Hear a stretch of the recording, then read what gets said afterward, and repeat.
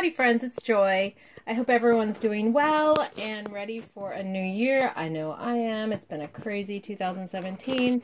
So I thought I'd go out 2017 with a bang, starting a video. This video actually came about because I was trying to get this information myself and I couldn't find it anywhere. So hopefully this will be useful to some people in the future. I'm sure a lot of you won't care about this at all, but to people like me that are into health and off-grid living, this is kind of the elephant in the room when it comes to composting toilets. I like to do enemas. I find they're very beneficial to my health, but how do you deal with a composting toilet? Specifically, Nature's Head. I've talked to people that are into health that have their own homemade bucket. But the problem with the Nature's Head, and I just cleaned it, so it's just yellow from staining. The problem with the Nature's Head is that it separates solids from liquids. And so how do you deal with an enema? And let me see here, hold on a second. So as you can see here, when you have a number 2, you're supposed to open this. But when you're doing enema, you're going to get too much liquid in there. And so I called the owner and spoke of Nature's Head and spoke with him about it, and I've been practicing it.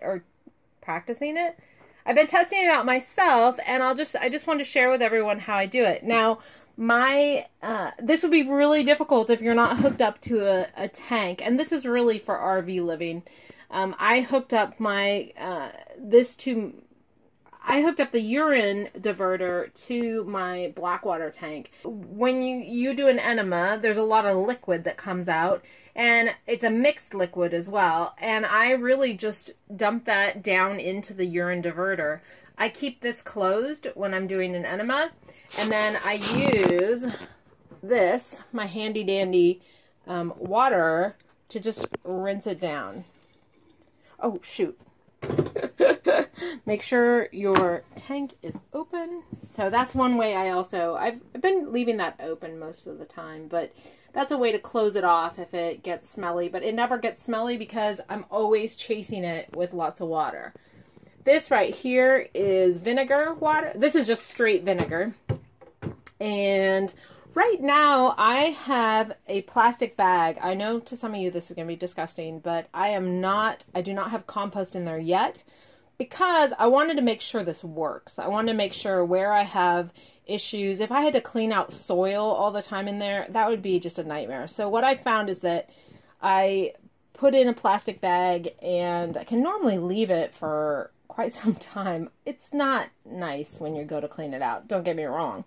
So really, it's pretty simple with the enema, I found. It is a little bit messy, but then again, you're dealing with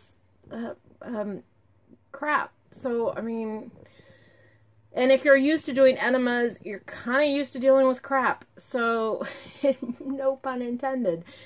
So it works out pretty well this way. Now, again, if you have your own homemade bucket, you can add as much. And this is additional. I'm not gonna be able to open this right here. Oh, hold on a second. It's really cold here, so I'm fully. This is just some additional. If I need to dry it out at all, then I can just add some of that. This will be more handy once I actually have soil in there. But even now, what I find is that I add a little bit of this to even the stuff in the bag, and it lasts a lot longer. Before, I was only able to go 3 or 4 days. Now, I think I went a week this time just by adding a little bit of this because it absorbs everything. This is the sorghum. Sorghum, I think, is a type of corn. It's not right. What is it? Anyway, I don't remember what it is. But it is what you use to absorb in a composting toilet. You could use sawdust as well. And so there you go. Basically, you can do a Nature's Head and enema just to keep the gate closed, and know you're going to get a little bit of messiness when you clean this and you unhook this to, that was a little dramatic, to empty out the compost. You're going to want to power hose down inside of here, because that's probably the one thing I notice is that stuff gets up inside here. And when I called them, they said, whatever you do, don't take it apart. just spray it down. So I haven't even done that. There's no odor from it, and I haven't done it because I've been on the road and now it's freezing everywhere, and so I don't even feel like doing it. So I'm just kind of waiting until A, it warms up and I can spray it down in there, but B, from your smell-o-vision here, you probably don't even notice that it's happening. So these are really the tools I found. This yeast here is for Harley. He likes to eat yeast when I go to the bathroom. We are weird. I understand this. So that's the story. If you like to do enemas and you're into health and you want a Nature's Head composting toilet in your RV, it's very doable. The only thing you need to know is to keep this gate closed when you're doing an enema. And other than that, and then have something to rinse down quite a bit, because that's the other thing too, is you really want to keep it all rinsed off. And what you'd notice is that stuff will build up around the edges, and I think that's the one downside. But really, at the end of the day, it's actually not that big of a deal. I just didn't even know if it was possible, but it is possible.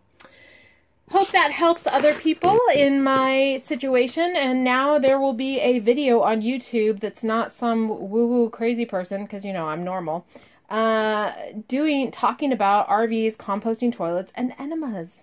All right, love y'all. Ciao, ciao.